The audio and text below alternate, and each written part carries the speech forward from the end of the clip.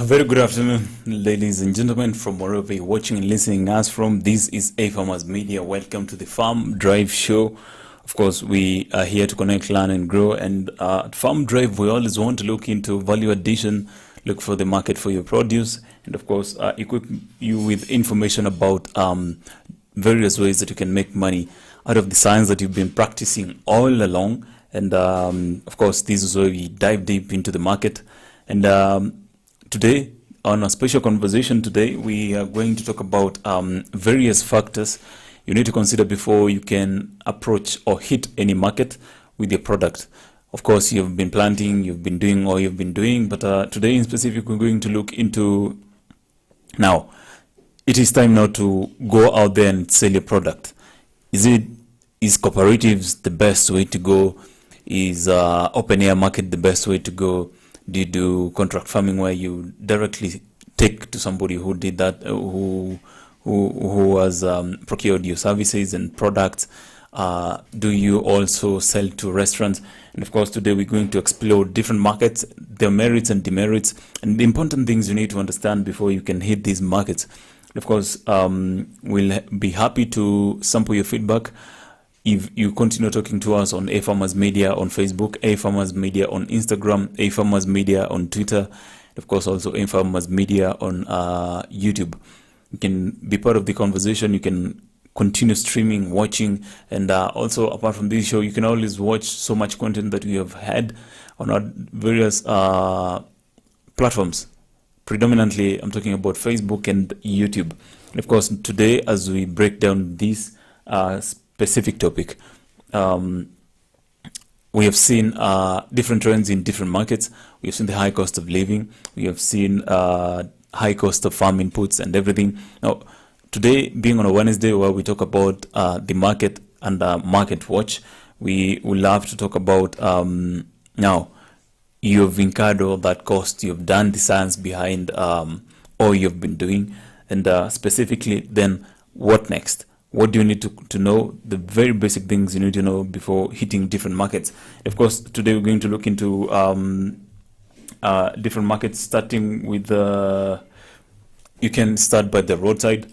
We have seen these being practiced way before, where farmers or even traders go to them to sell their products by the roadside, where they sell the products directly to the consumer.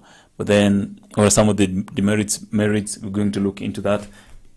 Other ways that you can also sell your product is even selling to friends and neighbors, even colleagues. Most of these people we have seen, I'm sure you have a colleague somewhere, I'm sure you have a friend somewhere you've bought or even sold your farm products to. Must not be necessarily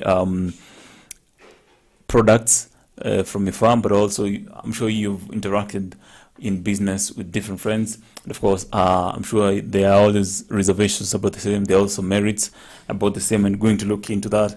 Also, once we continue talking about different markets, there are also farmers market, where farmers do meet in an open air market, of course, set up their own small cassetting, and then people can come buy from them. You know, quote unquote, in Kenya we say siku ya soko. We're going to look into what you need to understand, what you need to know, some of the merits and demerits of the same. We're also going to look into, we talked about roadside stands, and of course there's also we're going to also look into shows and fairs.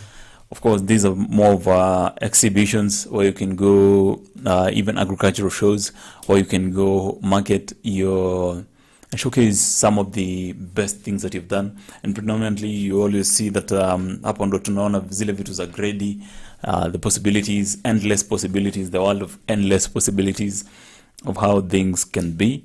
And of course we're going to talk about merits and demerits, things you need to know before you can buy space, you know, because most of these shows you go buy space and then you can push your product. We're going to look into shows and trade fairs. Apart from that, we're also going to look into the setting where you can sell to groceries and health food stores. Of course, if you're in Nairobi, I'm sure you've interacted with these. I'm sure even at anywhere that you are, any urban setting, more of this happens in urban settings.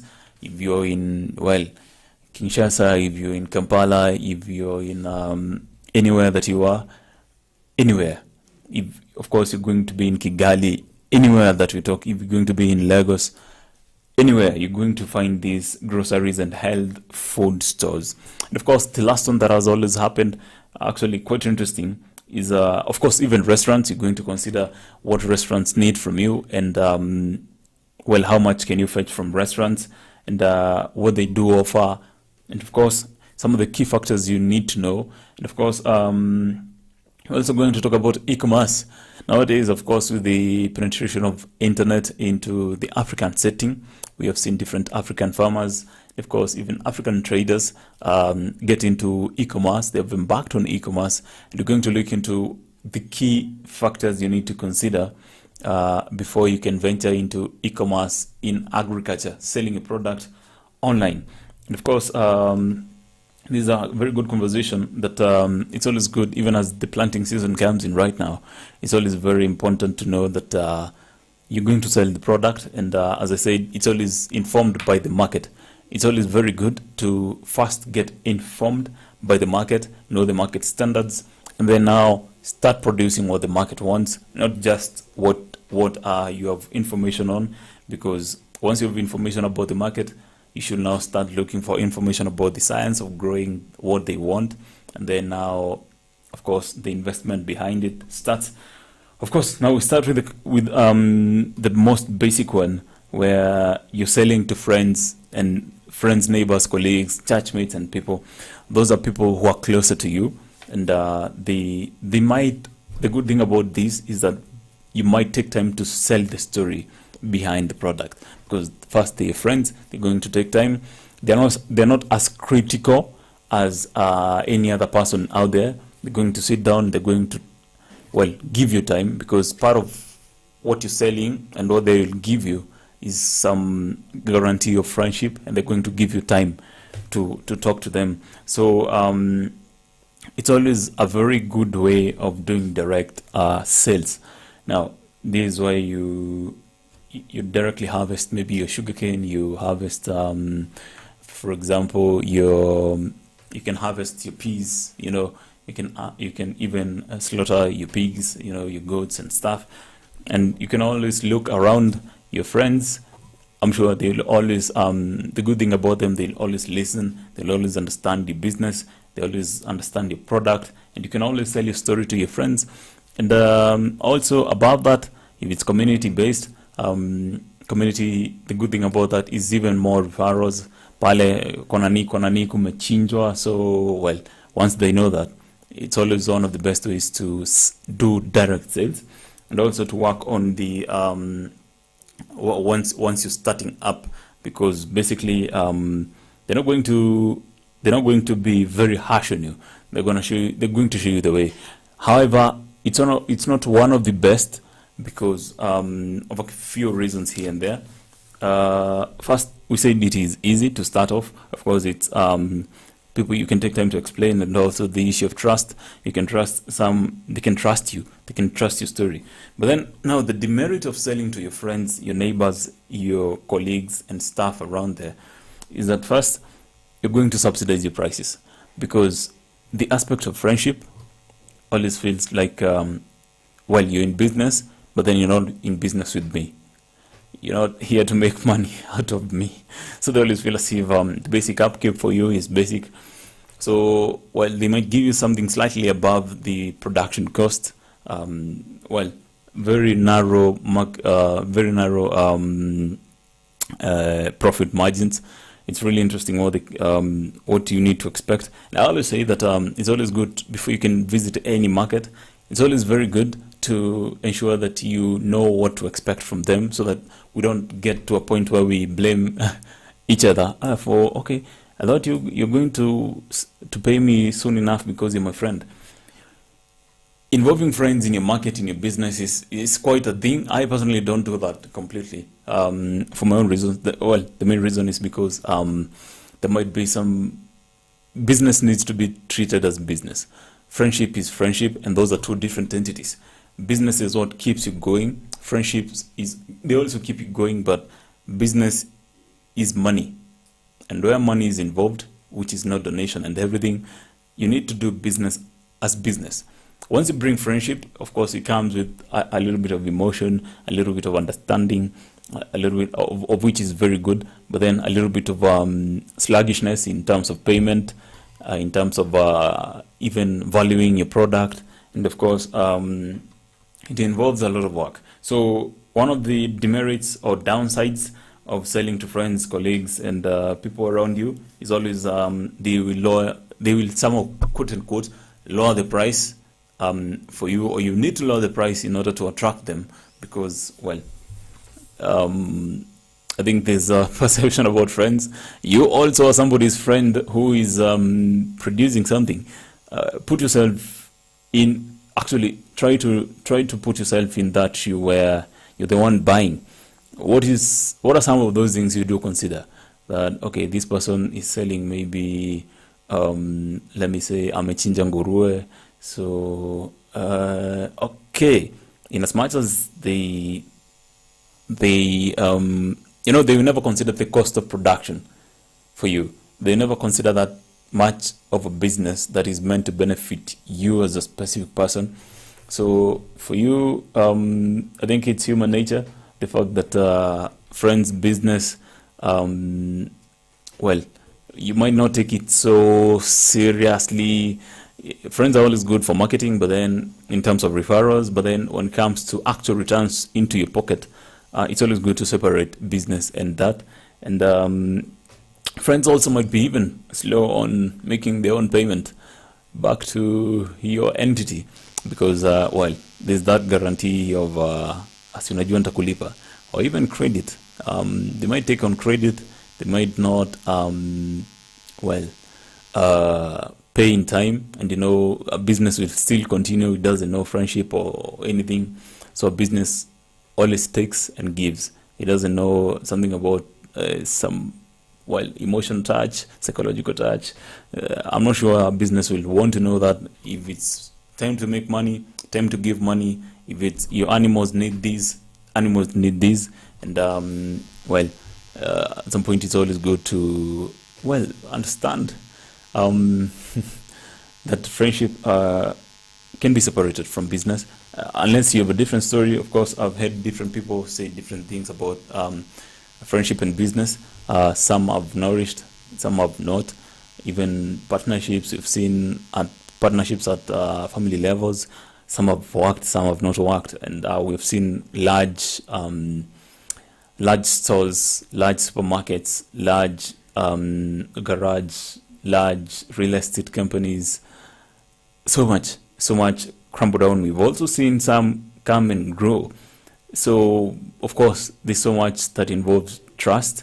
And as a friend, once you buy something from somebody, or once you saw something from somebody, it's always good. I think it's basic procedure that you need to pay it back, because the business will demand from them, and it's always fair enough to do that. And of course, it takes a lot of work. Selling a story takes a lot of work, because apart from selling the product, you're selling a story, and that's why they are your friends, not just customers. They're your friends too. So it takes a lot of time to explain the product, understand, make people understand the product. And also the issue of trust, well, can be a good side, can be a downside.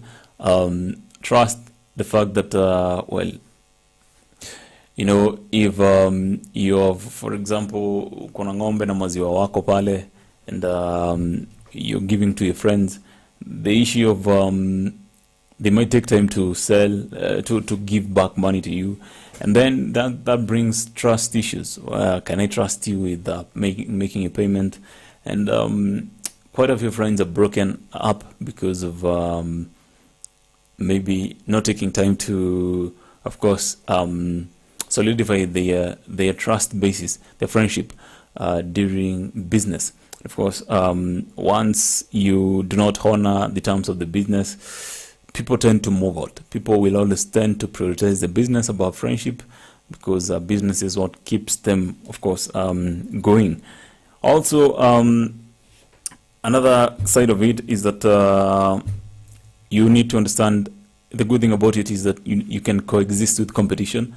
You can always even sit down with your competitors within same place. They can even source, you can even source raw materials from them. You can source some of the samples from them.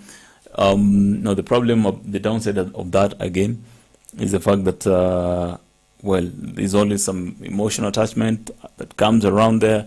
Of course, there's always some I would say irrationality that comes from that. That well, let's separate friendship from business. It's as basic as that. And of course, you've seen people sell to different friends, community, workplace, neighbors, and churches, and of course even schools and everywhere. We've seen where you are emotionally attached. Things you need to consider is that are they going to pay back your money in time?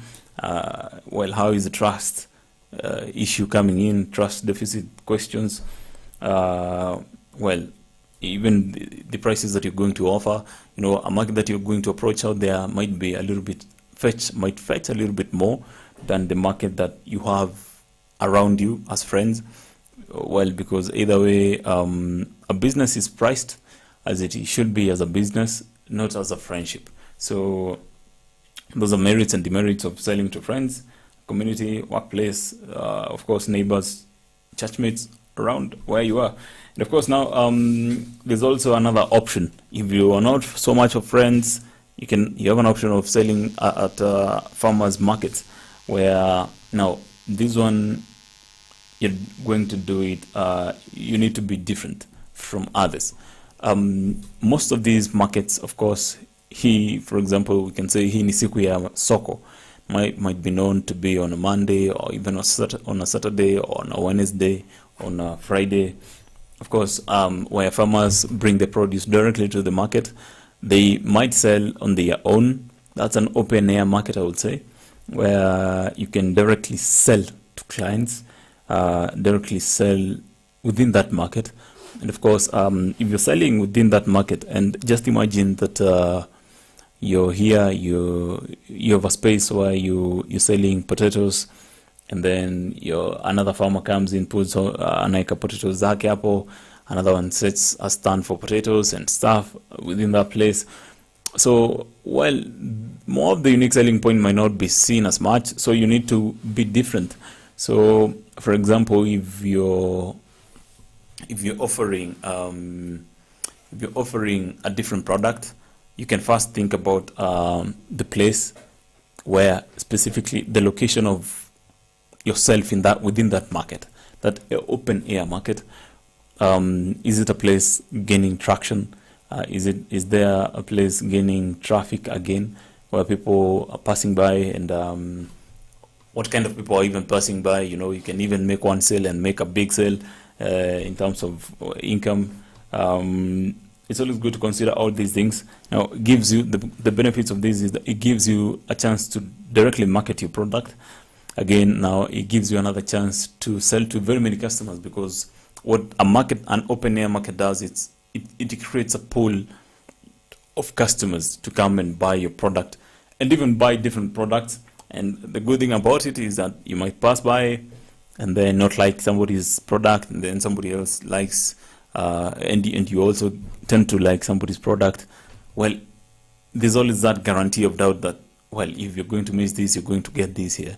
And of course, it's always good to also be in good terms with people around you, because you might lack something.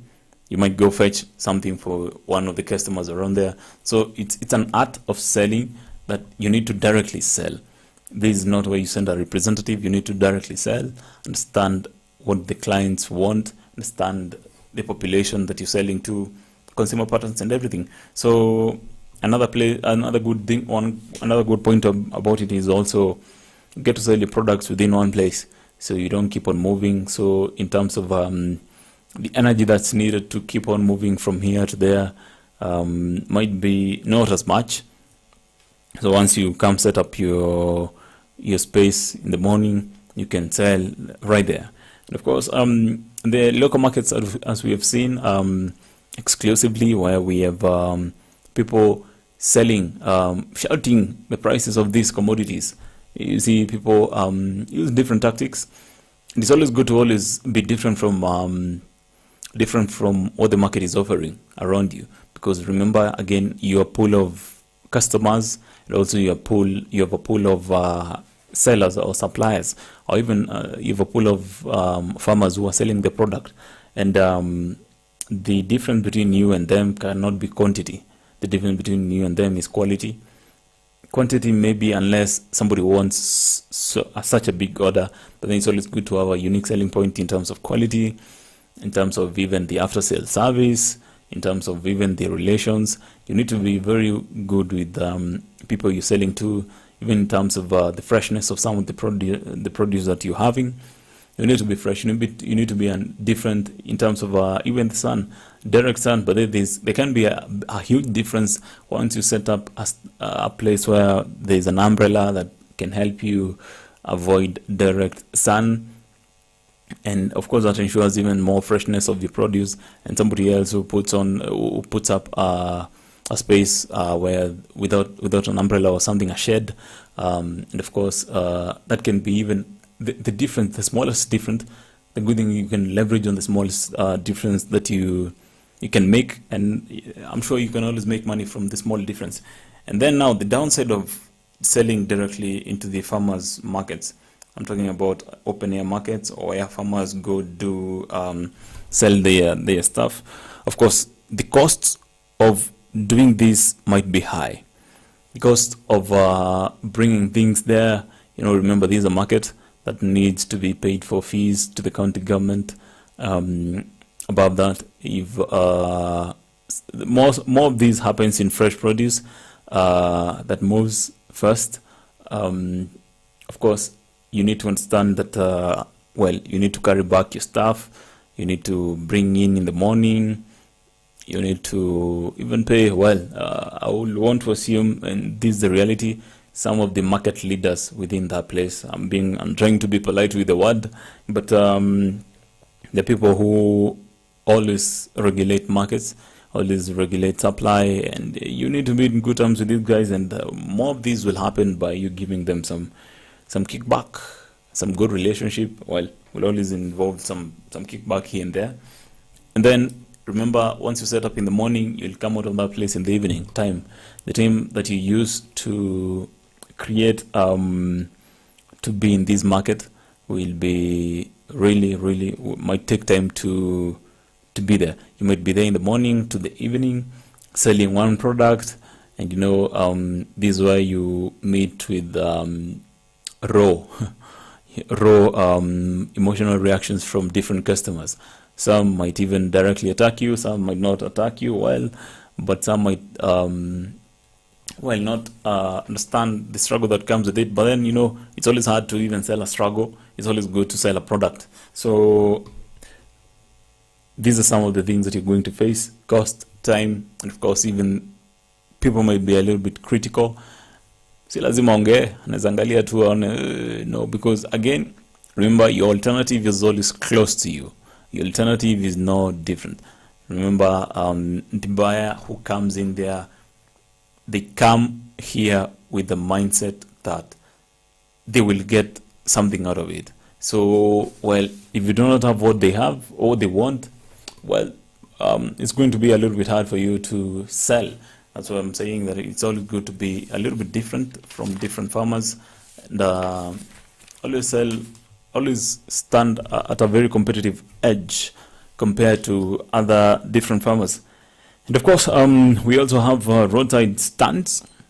I'm sure you've seen these, and more of these mama bogas who are close to our estates, those are roadside stands. I'm sure we might have confused them with groceries and people around that, but then those guys are roadside stands where you pass by ukiunaenda nyumbani. There's that mama mboga who sells you things around, and there's that mama that young guy who sells maybe fruits, but the roadside. It's always good to understand how they do the business. Now, and just like any other open market, but these are now they are strategically placed where there's enough traffic, where people are passing by, and it's always good for some of the things that they might also consider. Well, they might even bring a pickup bed, where mtu anakuja na pickup yake, and we saw this during COVID-19, fun enough, where mtu anakuja na pickup kutoka mahali ametoka, maybe kutoka kwa farm yake, and then they come with the produce set up. Well, you need to be good at your display again, because your competition at some point might be even next to you. You need to understand the location of your business, very important. Is it in a high residential area? Is it in a place where we're going to have many people passing by? Maybe, for example, we have seen these more so in the evenings, where people do set up different spaces, where people sana sana karibu na the route that somebody uses to maybe stage yenu. So you see, for example, Tomboya Street in Nairobi CBD will be so much crowded during, well, the evening hours and night hours. Even many streets. Accra Road, think about it. Ronangala, think about it. You can also think about Koja, all those locations. What do they look into? Traffic. Basically, it's traffic. And before you can go sell your produce, always know that well, that gives you little expenses, because I highly doubt that those people even do sell do pay any cess or even taxes that comes with or any fees that the county government might have imposed on different traders. And so it's always easy, very easy, little expenses, cost effective, and when you're here for 1, 2, 3 hours and you're done, remember that Mama Mboga who is there, they need to understand, but those people do understand the art of business, because they understand your consumer patterns. They understand maybe easy avocado and mbio idea, maybe haya machungwa akati wa season. They know how to do stuff. But then before then, you need to also know that there's always a lot of time that is taken to source for those products, and if they use directly, you might spend more time maybe in that Mama Mboga place and selling to different people, and always be sure that these quantities move in small numbers. They don't move in big numbers, so you have to be patient in how you're making your sales. And again, it's always good to know that positioning is very important. As I said, positioning is very, very important. That's where you see, well, at the peak hours of the evening, well, you might, or even the day, you might even see some county guards or security have, well, some up and downs running around with some of these traders who sell by the roadside. And it's always good to know that your competition, again, is always close to you, next to you, and there is so much homogeneity of the market. And it's always good to place yourself well in terms of pricing, in terms of positioning, in terms of location. It's always good to even be unique, bring something different, and people will always appreciate the difference between you and other stuff. And of course, as we of course talk about positioning and doing everything, remember the product that you're taking to the market being unique.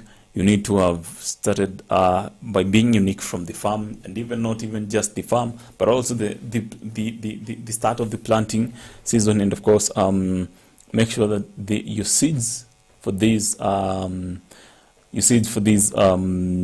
products you're going to sell into the markets were well treated during the initial stages of planting, and of course even later, where you are going to harvest. You have some good harvest that you can take to the market, and people can look at your product and wow, they're very pleased with what they can see. So it's always good to ensure that your seeds are treated for those plants that require seeds, for those produce that are initially planted as seeds. So it's always good to treat your seed, and of course a well-treated seed ensures that it is high quality first. Second thing, it's it has the ability to grow density of roots once it goes into the soil.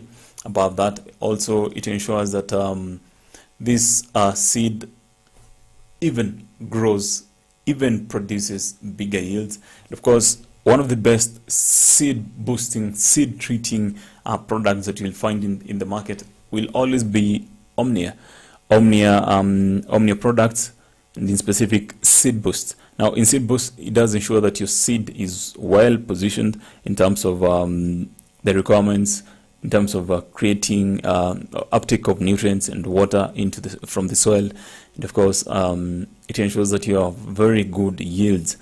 Of course, you can always visit your nearest agro vet, and of course, you can go ask for Omnia's Seed Boost. Ask for Seed Boost from Omnia, and of course, well, this planting season you will always be a little bit ahead of other farmers in terms of the quality of the output that you're going to get at the end of the production time. And of course, once you're harvesting, going to the market, you're going to have very quality products. So this message has been brought to you by Omnia. You can also visit their social media platforms or at Omnia Nutrology. Also, you can also go to Omnia East Africa, where they have posted some of these products, and they can teach you even more and more of how the science of growing. Basically, it's the science of growing. Of course, in our take a short commercial break, we'll be back with even more and more markets as we explore what you need to know before hitting these markets.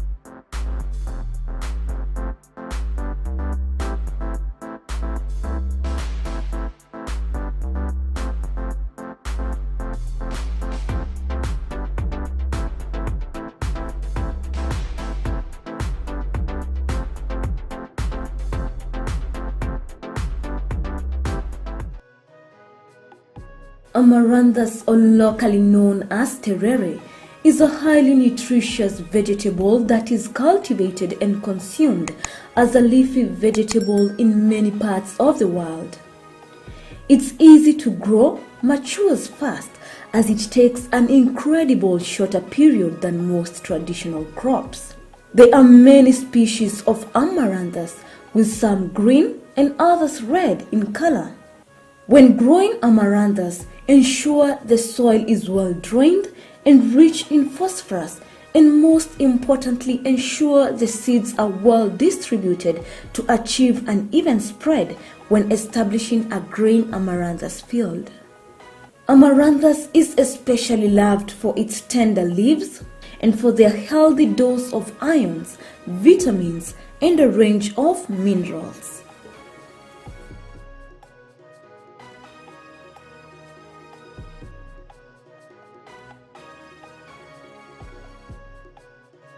A nursery bed is a small area of a yard or garden that's used for growing certain selected plants. The goal of a nursery bed is to grow young plants to a certain size at which they can be easily transplanted.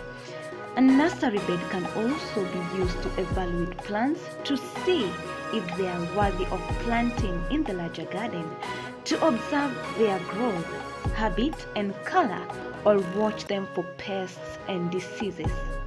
A nursery bed is especially helpful for vegetable gardeners practicing succession in planting, in which a steady supply of fresh produce is maintained.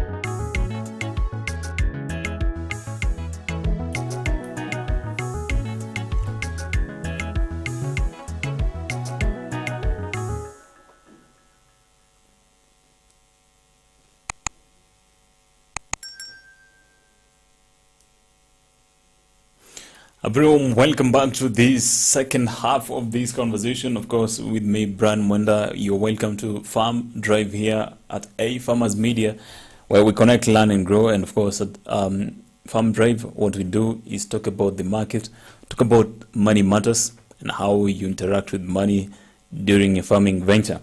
Of course, today's conversation has been all along different factors you need to consider before hitting different markets or going to different markets. Yes, you have your product in hand, and so what next? How do you market your product? Where do you market your product?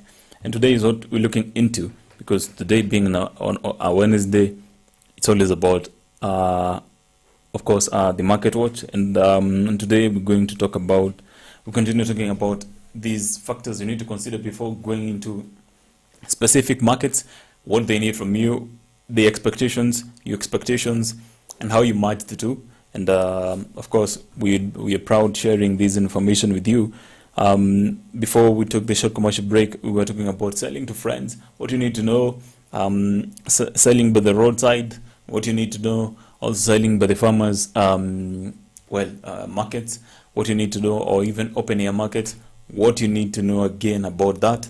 And of course, we want to go to one of those rarely done, but then they come with very big, I would say, charisma.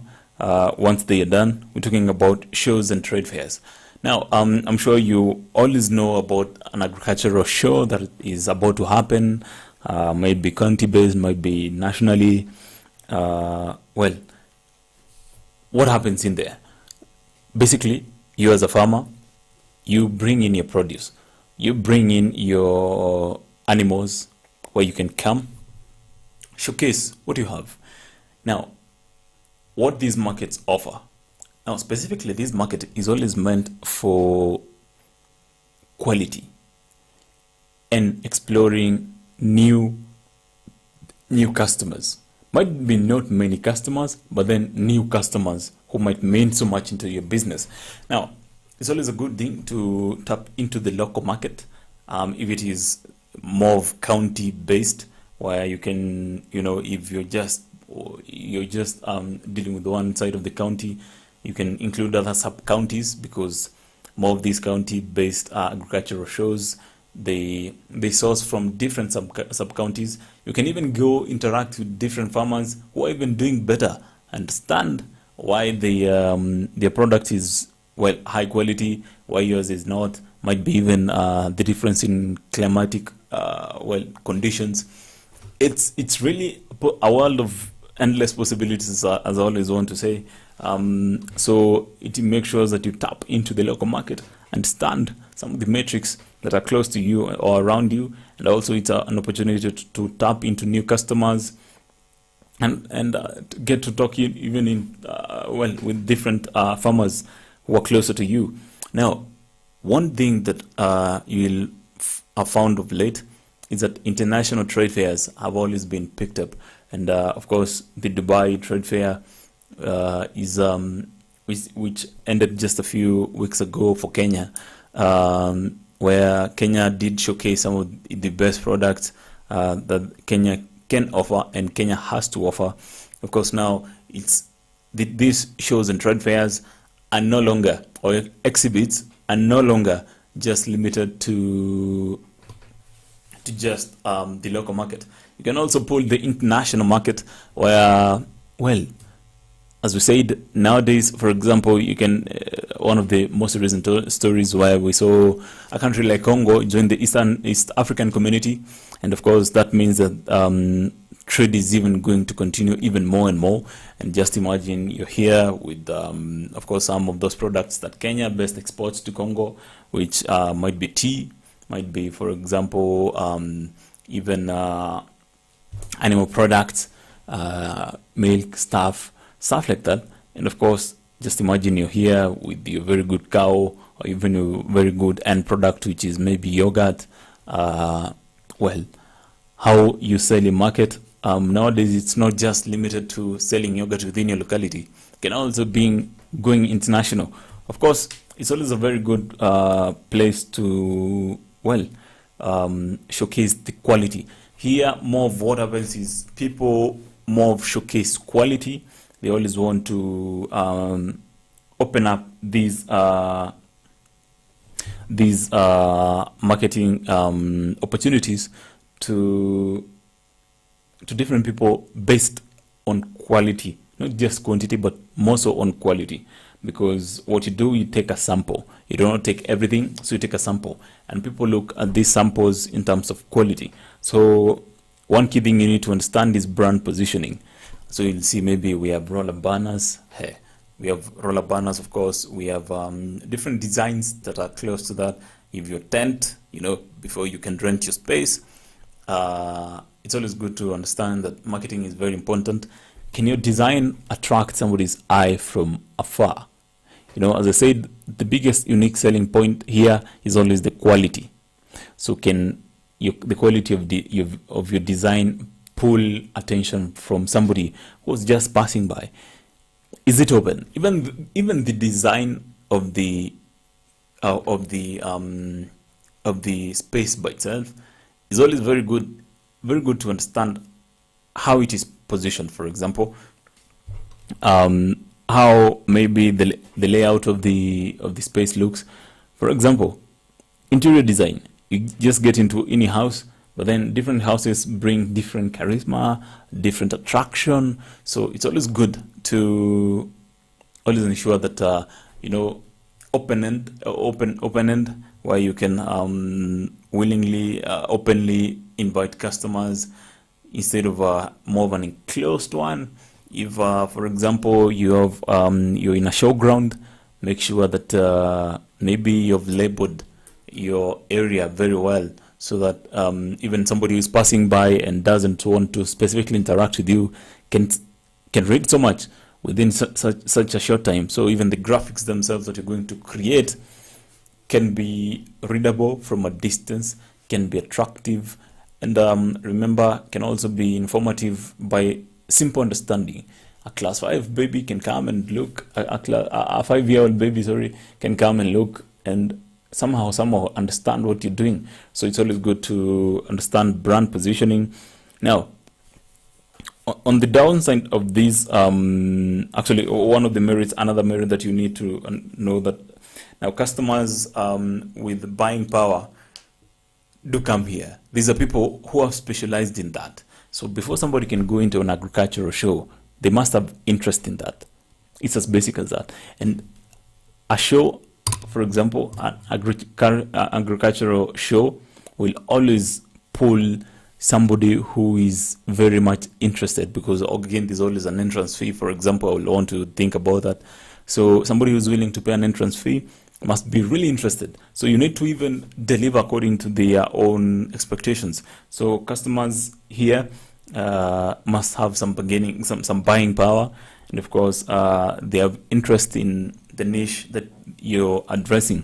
So that's the added advantage. So not any other person that passes by, people who are really interested will pass by and ask, be even informative. Some people might even take time to just listen to your product. Hamna raka, they're there to listen to you, what you're saying, so much about your product, quality, quantity, consistency in the market, convenience of you delivering all those things. Make sure that you're unique. So in the next agricultural show that is being organized in your farm, in your county, or even nationally, and if you want to participate, it's always good that you know that you're going to compete on the basis of quality.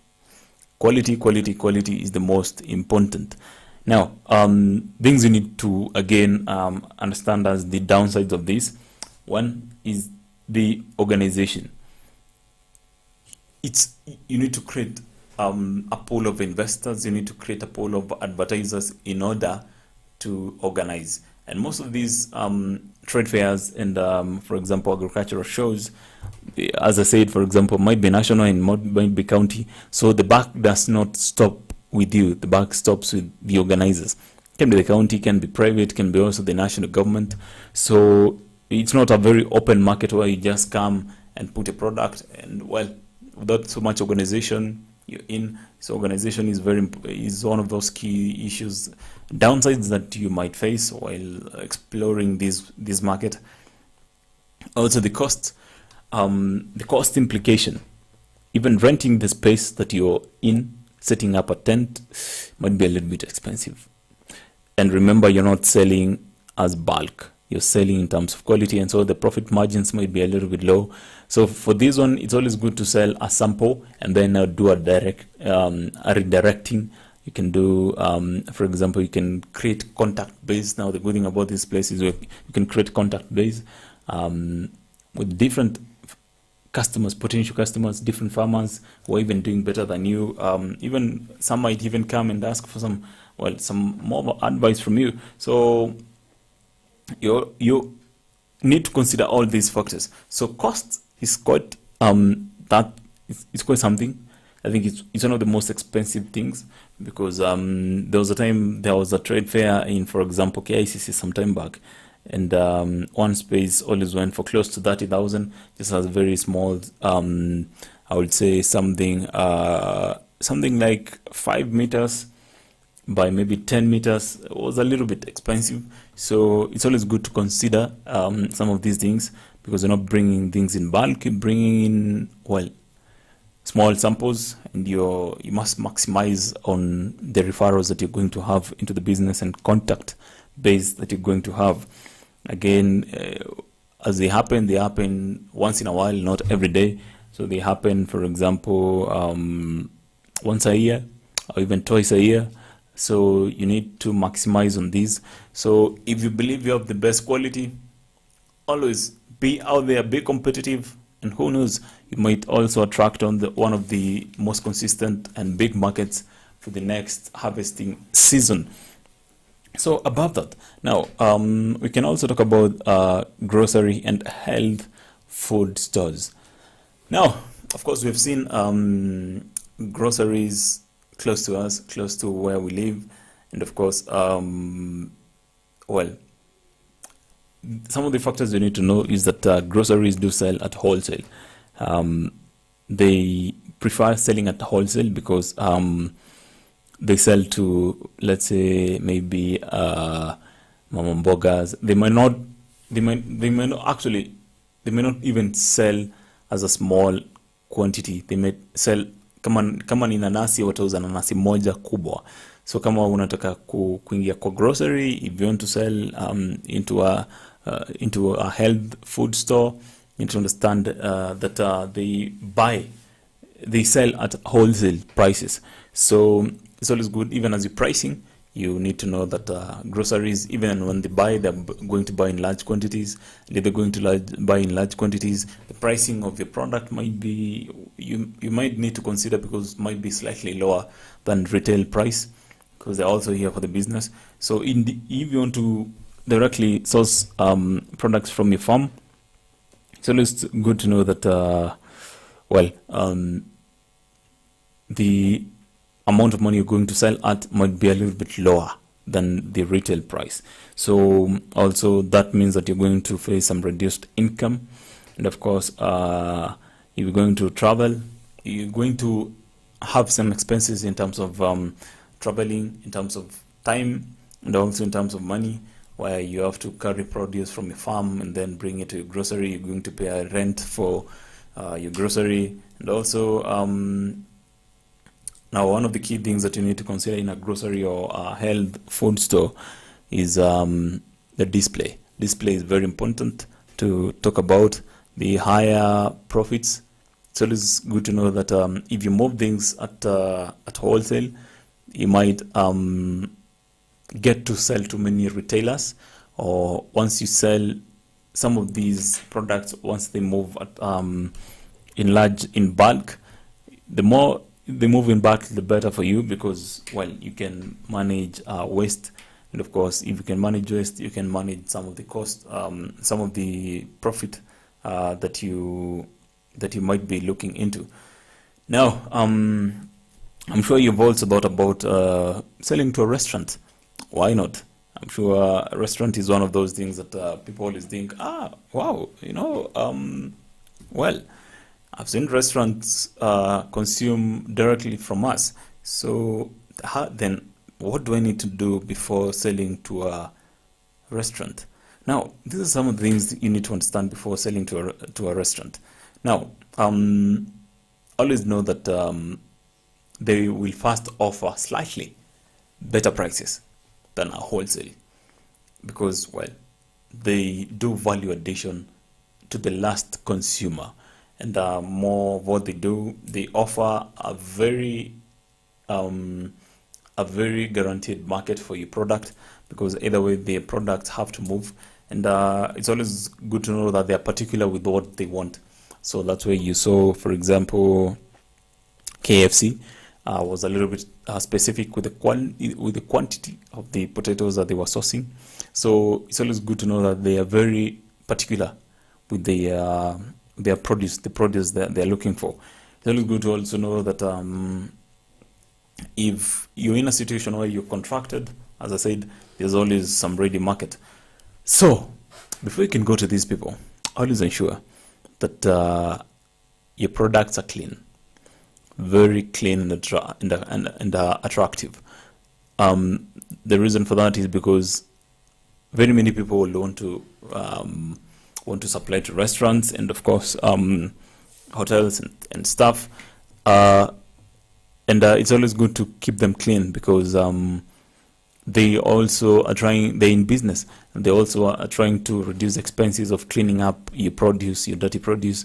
They always want to ensure that they're going zero expenses on, well, the basic cleanup for your produce or making it want to look better. So they always look into that. And of course, also, it's always good to also know that, well, before you can sell to any restaurant, before you can be sure about any restaurant or any hotel, you need to understand that how people do consume food from that place. Is it fast food? Does it move fast enough? Is there a problem? Is there a challenge somewhere? So it's always good to know that to consider that a hotel, a very good restaurant, should be moving the food fast or making fast sales. So that means that even your produce is moving. Your produce is basically moving. Now remember in 2020 when COVID hit, I'll give an example of pig farmers where, for example, hotels did shut down, schools did shut down, and they were really affected. So the demand was close to cut to the mark of zero. So what happened is that many farmers stopped even keeping pigs. So some sold, and right now when hotels have been reopened and stuff, people now they're slowly adopting, and people are bringing back pigs. So it's always good to know that know what affects even the hotel and restaurants, hotel and tourism industry. It's always good to know because again, that's your biggest market. And as I always want to say, understand what are some of the things that affect your market, how you're going to cope, just in case there's a challenge. Just in case there's a challenge, you can always have an alternative. You can always have a solution that you're offering in case your market demand is disrupted. So the value chain, if it's somewhat disrupted, well, what do you do with your product? So it's always good to understand the factors that do disrupt this chain. And again, it's always good, as I've said, consider many restaurants, alternatives. Consider selling to many restaurants, not just one, because one may be shut down because of a few reasons that you might not be able to resolve or solve. You might also consider as a security. If you want the restaurant way, pesa ni tamu sana pale kwa restaurant, hotel.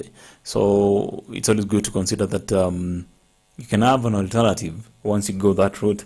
And also understand the delivery patterns, set the dates for delivery.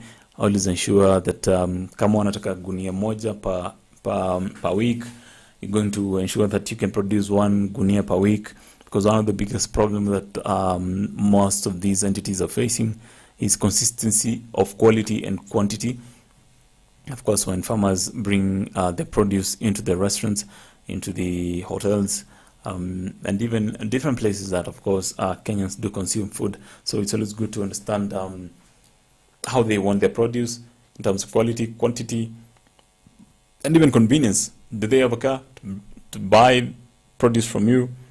Well, I think I do love this one for restaurants, but it's always good to sell the end product. Do not let them buy a product from you that is not close to the end product. Because those processes, as I said, it's a business. Some of these processes might be taken advantage of. Company slaughtering, they might go an extent of maybe they might want to slaughter, and then if it's an animal, they might want to maximize on the dead weight versus the live weight, the waste that they get out of that animal. They might want to well, hii ni Kenya na kuna ukora hapa na pale, lakini it's always good to understand that the better product that you can sell directly as it is consumed in the hotel, it's better. If it's a restaurant, it's always better to sell directly the way it's consumed by even the final consumer. So always ensure that, again, you're on top of the game, because these things happen. So another thing you need to know, that consistency is one of the biggest problems that we're facing. Not only restaurants, but also millers. So yesterday we were at one of the millers in the country, and one of the biggest problems that they're facing is the consistency of quality and quantity. Now, and this has always driven them to source from different farmers. You know, once you hear that there's a deficit of supply in a market, once in a while, what happens is it's not that there is not enough being produced. Might be even the quality of what is being produced is not consistent. For example, if you have your avocados, even the seed, the quality of the seed, the produce, again, how it is harvested might not be consistent, because I'm trying to think many avocado farmers do not have one specific employee who harvest. Maybe they look for different people to come harvest and help harvesting in the harvesting process, depending on demand. So while different harvest practices might be deployed and employed in different places, so it's always good to know that many places, many suppliers, many millers, many restaurants, many hotels are suffering the problem of consistency. The consistency of supply of quality, the consistency of supply of quantity. That's one of the biggest problem people are facing. Even the high cost of living right now, the cost of maize, the cost of actually unga is a little bit high on the shelves. But remember, what's happening is that the cost of unga is just a reflection of a disrupted value chain, because what that means is that maybe there's a high cost of production. A high cost of production might be specifically castigated by, for example, the high cost of buying the raw materials, which is maybe maize. And why then maize? Most right now, the biggest problem that we're facing is there's a shortage of maize in the market. So, and the maize, some of the maize that is already there during the harvesting period, during the storage period, during even the transportation period, during the holding period, there's a challenge in all these processes where a certain percentage, for example, if it's for maize, might be lost in terms of even the aflatoxin. Aflatoxin is a big issue. The moisture content in some of these maize, and also even cereals.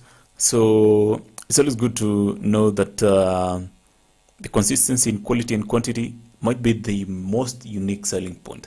Might be the most, I would say, the most unique thing that you can supply, that you can win above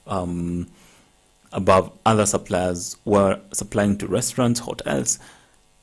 Make sure that you have the right quantity and quality. And of course, talking about quantity and quality, having very good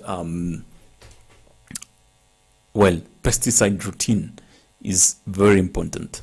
Pesticide routine, I mean that of course, when the planting season that is close to here, or it's already here, some have already started doing that, and also the rains are close to here, and I'm sure that there are very many pests that will happen as a result of the huge rains that are coming in.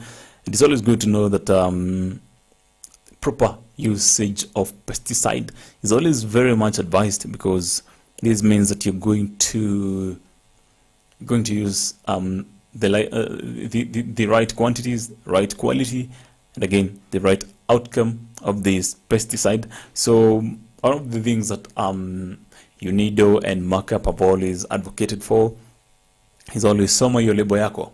Soma label, hashtag soma label. Ensure that the label is well visible from a distance. Ensure that you follow instructions from the label. Ensure again, if it's in terms of the well, in terms of the quantities and quality of pesticide you're going to use, they're always right on track. So next time you're going to use your pesticide, always ensure that key above everything, that you have the right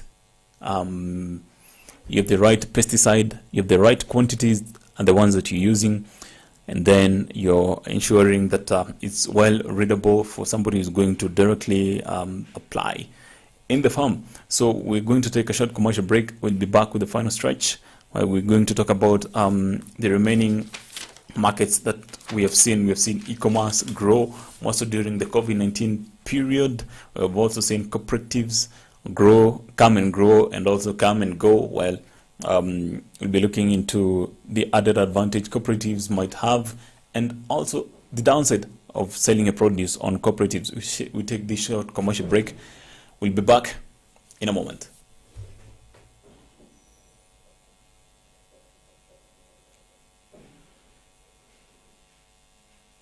Well, my director tells me that we have just a few more minutes before we can take a short commercial break. And of course, before we did talk about the restaurants and everything, we looked into the roadside, what you need to know, and everything around that. But then, how do you sell? And we have seen these things happen.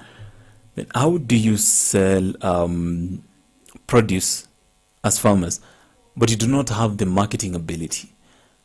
What always happens is that you might consider using somebody else, and this brought the rise of cooperatives, farmers cooperatives, where farmers will come together even as a group of 8 and come up with a way that they would sell the produce. And so they decided to bring in somebody who understands the art of marketing. So what they do is sit back and then leave the produce to be given out to somebody who well understands the market. Now you focus on the science, and then they focus on the market. Well, such a good thing. Of course, once you're looking into, if you don't know much about the marketing aspect of your produce, so you let somebody else do that. But then if we do talk about the downsides of this, well, it's really interesting that well, even if you're a free farmer, you might incur some cost in cooperative fees. Of course, this ensures that of course there's some cost attached to cooperatives, where you might need to pay some cash, maybe to register, maybe cooperative imenunua gari imenunua gari ya transport logistics, you must pay maybe the person who is doing that. So of course some cooperative fee might be incurred. Of course, it's one demerit. Another demerit is that this contract might be tight on you in terms of quality and quantity, hence the fines. So kama mlikuwa umepewa target ya kuuza 10 liters per day, na well ukashukisha kidogo, ikakuwa ng'ombe ikakuwa na shida kidogo, ukapeleka 5 liters, sorry, the market is going to readjust, and this might be directly felt at the cooperative level. So it's always good to know that at these before thinking about cooperatives, it's always good to ensure that you even have a good chemistry with part of the cooperatives that you have. You even have trust, very key trust, understanding between you and personnel within the cooperatives.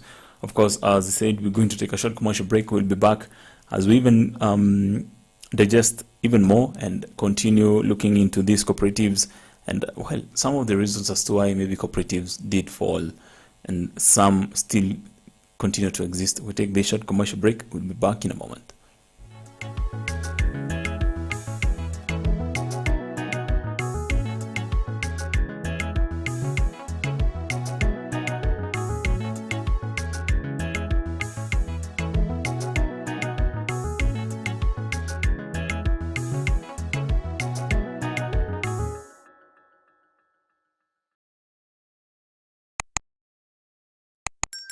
Agriculture is the art and science of cultivating the soil, growing crops, and raising livestock.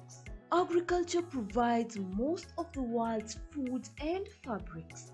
It is not only a source of food and income, but also creates employment opportunities for many people in the world.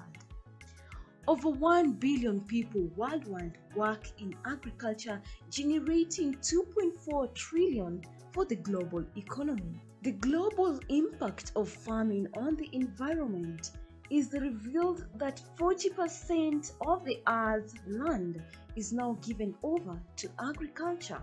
Agricultural development is one of the most powerful tools to end extreme poverty, boost shared prosperity, and feed a projected 9.7 billion people by 2050.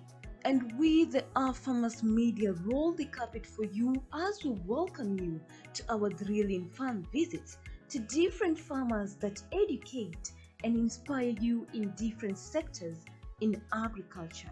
Catch us also on our shows on all our social media platforms as we bring you educative and informative information that will help you learn and guide you on your agriculture journey to success. Our farmers attain knowledge and grow profits.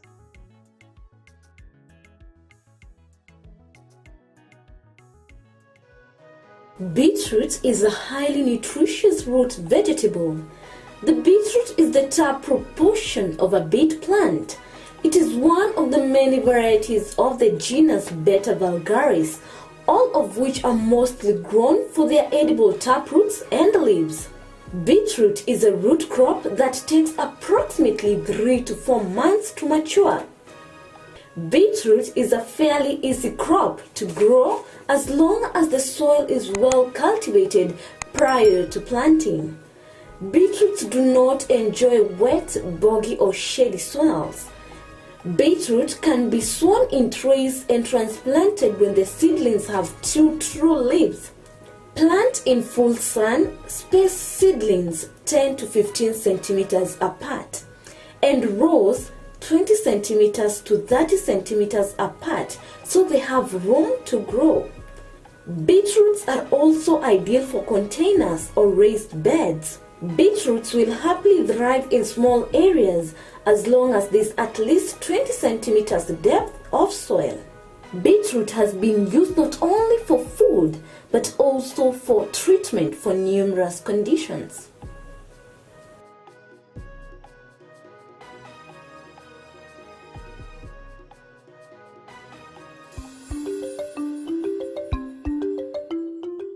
Food safety is everyone's responsibility, starting with the farmer. This means adhering to the correct pesticide recommendation for effective pest management. Apart from selling farm inputs aimed at increasing crop and livestock productivity, agro dealers advise farmers on how to use them responsibly. Pesticides should be used in the right way. You buy the right pesticides, and if as a farmer you are not sure where to buy, at least you can contact your local county extension services who will be able to give you the right information on the type of pesticides that you need to buy based on the problem in the farm and how to actually mix it, or what we call dilution, and spray it, so that in the end we can all assure ourselves that the food that we are using or we are eating or we are going to harvest or grow are safe. Agro dealers play a significant role in guaranteeing that farmers have access to some of the essential agricultural inputs that contribute to boosting agricultural productivity in a safe and environmentally sensitive manner. Habari yako? Nzuri sana. Naendelea salama. Tuko salama sisi. Sasa mimi niko na shida. I have some diseased crops. As an agrovet, when attending to farmers, ensure you ask the farmer as many questions as possible to correctly identify the farmer's problem. Most agro dealers are familiar with farming inputs and can therefore recommend a particular pesticide for a problem that a farmer may be facing. However, it is important for agro dealers to ensure that they get as much information as possible from a farmer before recommending a specific pesticide. By asking for background information like what kind of crop is involved, What kind of pest damage? What is the physical appearance of the pest? When and what kind of measures has the farmer already taken? Questions will inform the agro-dealer on the nature and severity of the problem and the need for intervention to ensure that the recommendation of pesticide is effective. Most farmers, I would say that they may not understand or they may not be able to read the labels. So this is the responsibility of the agrovet attendant to read the label and to interpret to the farmer, because the label has different instructions. It has instructions like the active ingredient of that pesticide. It has the mode of action of that pesticide. It has the rate of application of that pesticide. It has pre-harvest and pre-harvest interval of that pesticide. So if this information is not shared with the farmer will end up using the pesticide in the wrong way and also on the wrong crop. Improper use of pesticides gives rise to potential health risks to both farmers, consumers, and is a risk to the environment. Make a pesticide recommendation based on pesticide efficacy and good farm practices as opposed to purely business reasons. Agrovets are businesses and should be considered as such. However, dealers should also beware that they have a duty towards the farmer and should endeavor to be truthful and trustworthy. Dawa bora, mazao bora. What you plant is what you reap. And if from the onset dawa si bora, then definitely mazao si bora, because mazao is dependent on dawa. If we apply a good dawa, we are sure of good mazao and bumper harvest. Advice on the kind of protective equipment to use when handling and storing pesticides to minimize exposure. As an agro-dealer who is well versed with the proper use of pesticides, you should ensure that a farmer is aware of the safety procedures to follow when using a certain pesticide. Advise farmers on other IPM practices such as improved seed, fertility management, among other practices to reduce reliance on pesticides. Integrated pest management, that is, using all the methods that there are to ensure that you control your pest. You use all the tools that you have, whether they happen to be physical, like you are blocking the pest or the disease from coming to your farm. Like you can have barriers. Cultural ones, again, are also about excluding the pest or the disease. The other one is what we call biological. Amazingly, there are certain live organisms that feed on other live organisms. So in the biological control, you have a situation where an insect could be eating another insect.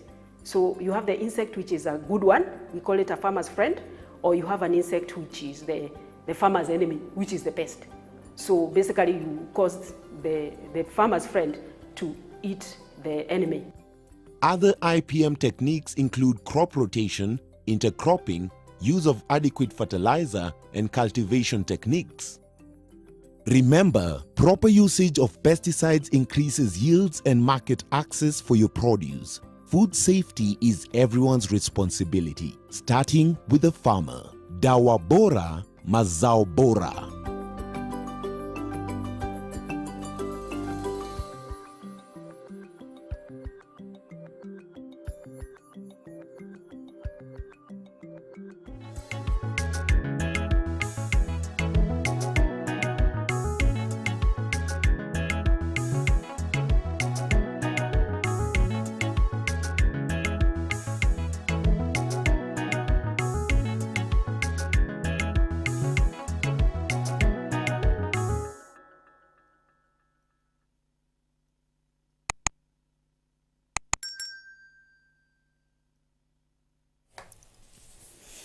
A very warm welcome back to the final stretch of this show here at AFarmers Media. The show, of course, it's called Farm Drive, where we get to talk about different markets. Of course, we get to talk about now when you have the when you have the produce, where do you take it later?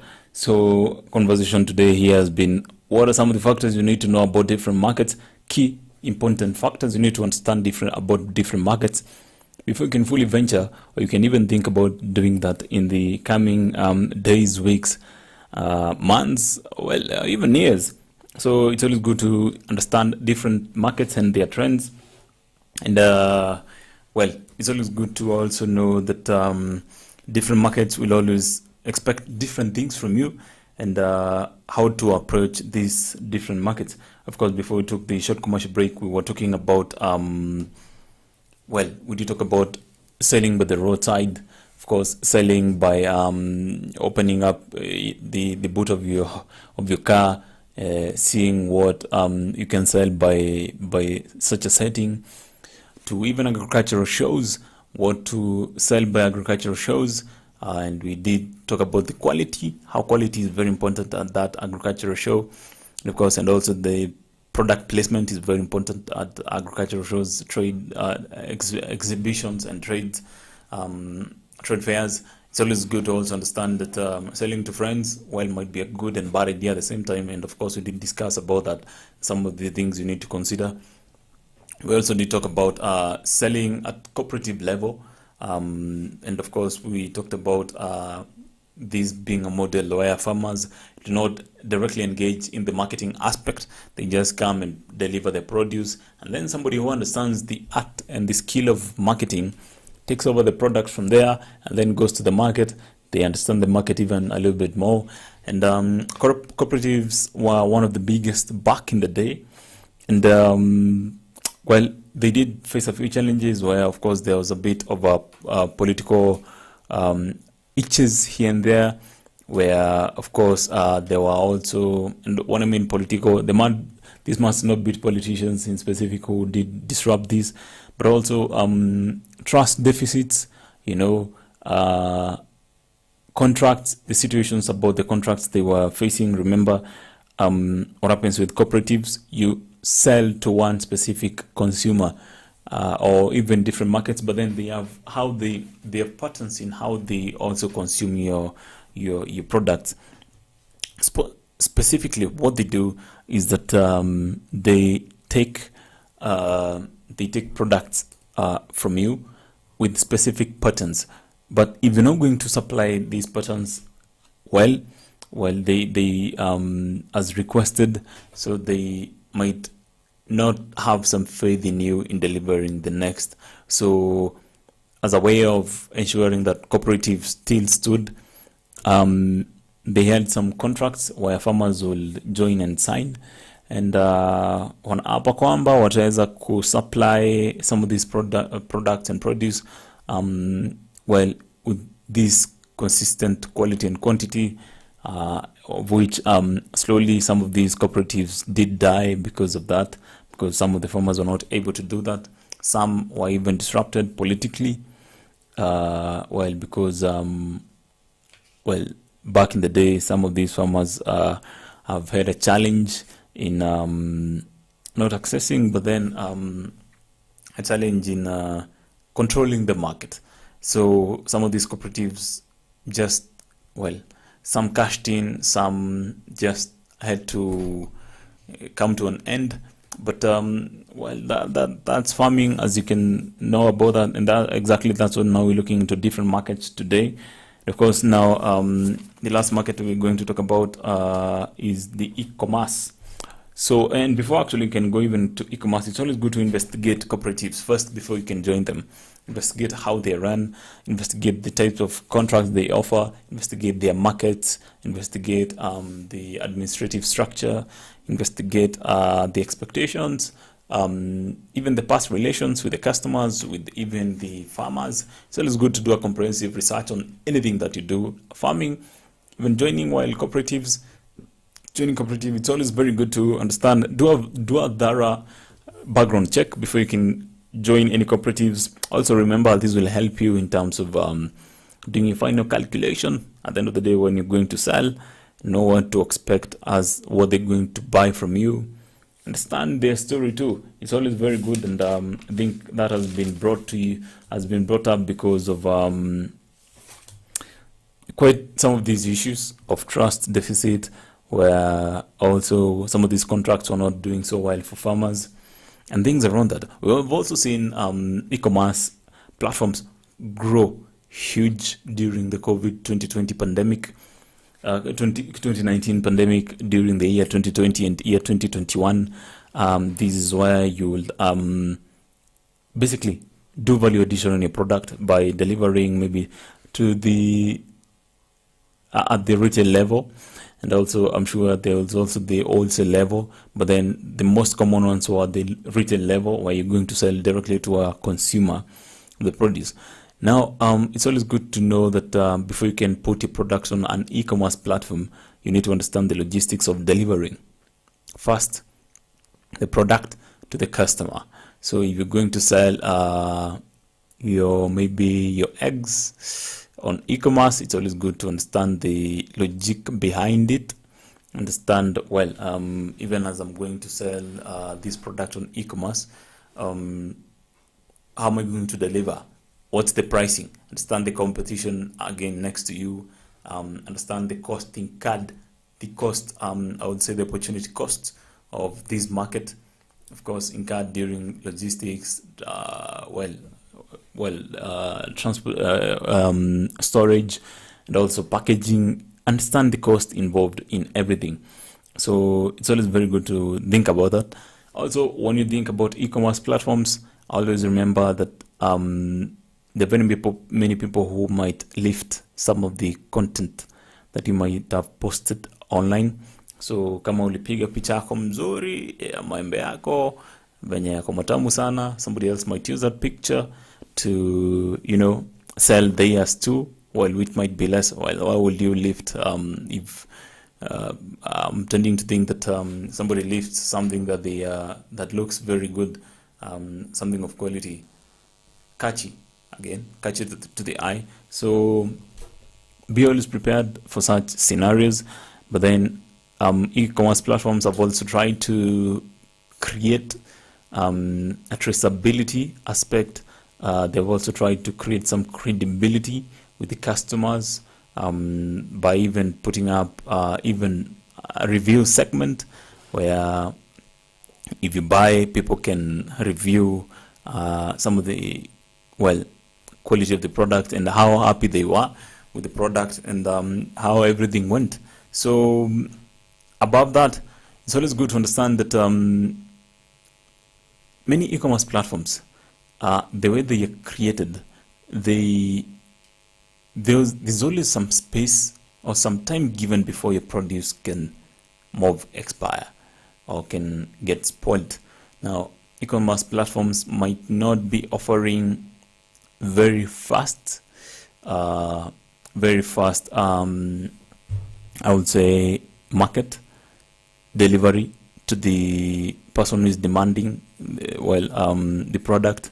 So it's always good to know that some of these fresh produce might have a few problems in getting to these consumers fresh, as of course they come from the shamba. It's always good to consider some of the best storage methods of this produce, and it's always good to understand that even as you deliver, it needs to be very fresh, and that is why most of these fresh produce, agricultural produce, has been a little bit left behind because of this. It's always good to think about that. Again, it's always good to also consider that you can create a good relations even outside the e-commerce platform, because most of these e-commerce platforms, they're going to charge you as a farmer. Remember, we are the back end. We are the people using this platform. They might a little bit charge you for using their platforms. So it's always good to know that there might be some cost incurred, because most of these e-commerce platforms, they might even offer logistics. Some might not. So the more, of course, the more service they provide, the more reduced income that you're looking into, because the lesser they're going to buy from you, or even the more they're going to charge the customer. So it's always good to understand that you can build relations even out of the e-commerce platform. So, of course, we have also seen the international market where, of course, somebody comes and picks up from your farm, or you deliver at maybe, for example, at the airport through consortiums. where, for example, avocados, you've seen that, you've seen fresh flowers do the same thing. It's always good to understand the standards. And it's a whole new conversation that we will be bringing in. And of course, it's one of those conversations that we're preparing for you in the coming days, how we can prepare for the international market in terms of standard, in terms of market frequency, how you're going to sell to them, how often is it on Monday, Friday, about that. When this, as we said, the standard, the quality, the quantity, how much they can consume. Also, the post-harvest activity is always very, very important, because some of these international markets are very specific on the quality, and the quality might be affected during the harvesting period or the post-harvest period. So this is very important to understand. So of course, today's conversation has all been all about factors you need to consider. You need to know before you can venture into different markets. I'm sure I've not covered every market, but basically those are some of the most I would say some of the most important factors you need to consider during selection of the market that you're looking into. Now, I love this bit where we get to talk about the last segment, of course, of the show, where we get to talk about the AOBs. One of the last segments, of course, before the African proverb of the day. Of course, this is the news that has been breaking over the day, and of course, we will love to talk about this one being a very specific one, where, of course, I'm thinking that you've maybe gotten your vaccine, or you're yet to get your second dose, your first dose, or even, well, you're thinking about a booster shot.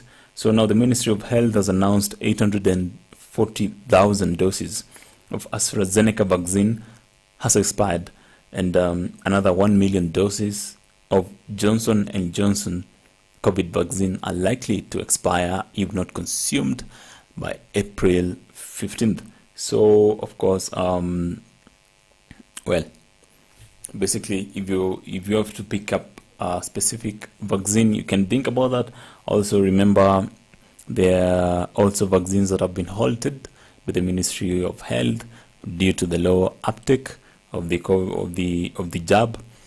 Of course, remembering that this is when the economy has been fully opened, and of course, some of the regulations that were put there by the Ministry of Education of Health, that were put as standard measures, were even pulled down last week. So, and last week, but on, and well, we're looking at less vaccines. But if you're here to get another your second dose, well, why not go get one? So another political story now to people in Kakamega. We have some news for you here, where the former gubernatorial aspirant of Kakamega County, Boni Halwale, has dropped out of the Kakamega gubernatorial race in favor of Cleophas Malala. Now, of course, Boni Halwale has said that he's going to vie for the senatorial seat, and this is what they say is called negotiated democracy. Of course, this has happened at Ruto's current home. This deal is castigated to have been done and brokered at Ruto's current home. This has been reported according to the Star. Breaking news.